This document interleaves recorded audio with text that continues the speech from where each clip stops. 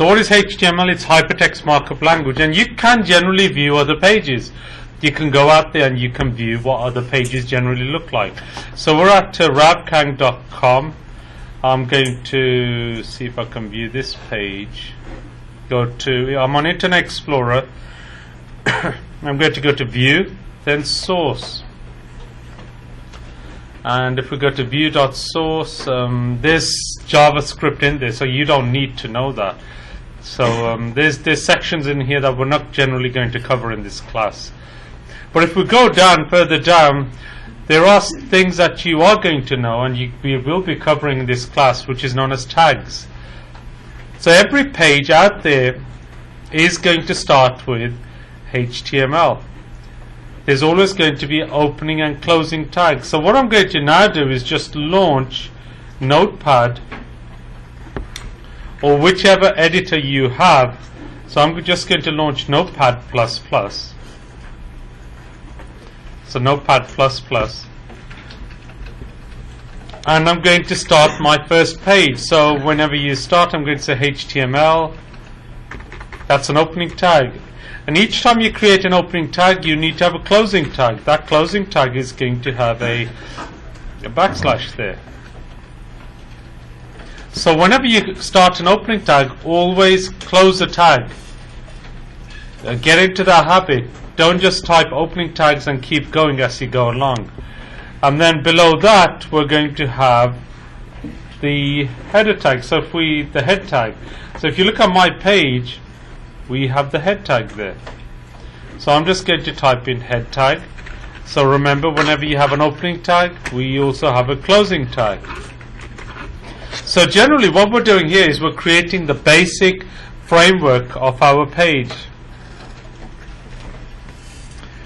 So we have the HTML, we have the opening head tag, the closing head tag.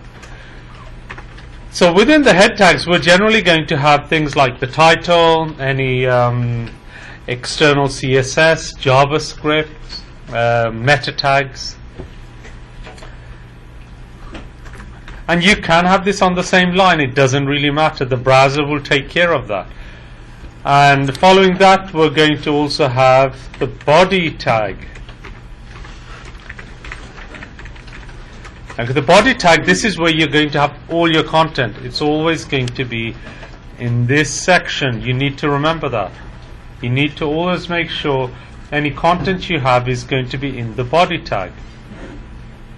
Okay, so once you've done that, we've done this. I want to save this page. I'm going to go to File, Save As.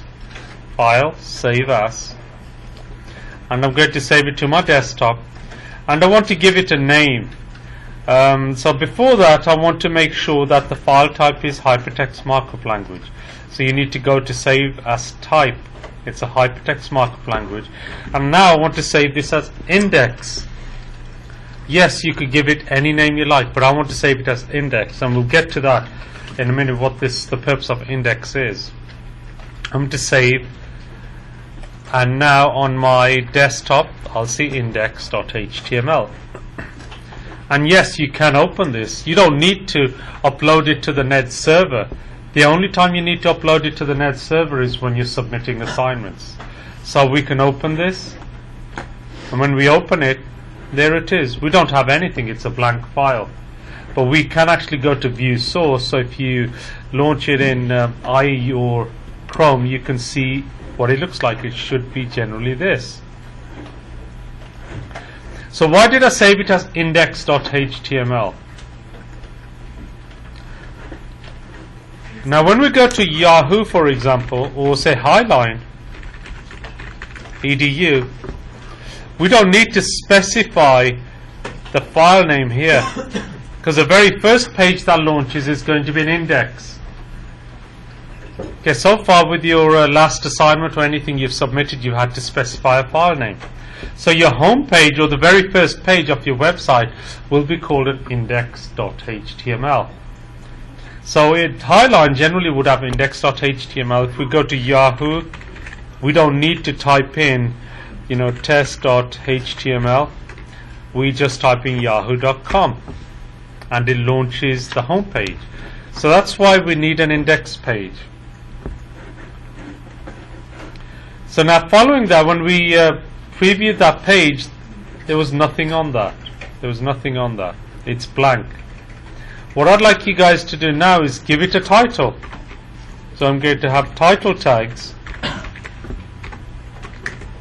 I'm going to say my first web page, and I'm going to close it. Close the title tag. So whenever you open a tag, you have to close it. Now when you save this, now if you preview it, you will see the tab at the top has changed from the file name to my first web page. It's given it a name. So now your web page has a name. So it still doesn't have any content, so I'm just going to type, hey, this is my first web page. And what I'm doing is I'm saving it. I just do Control S rather than going to File, Save. So Control S, and then I go to the browser and I press F5, function key F5, which refreshes it. And now when we press F5, there's my text. Hey, this is my first web page.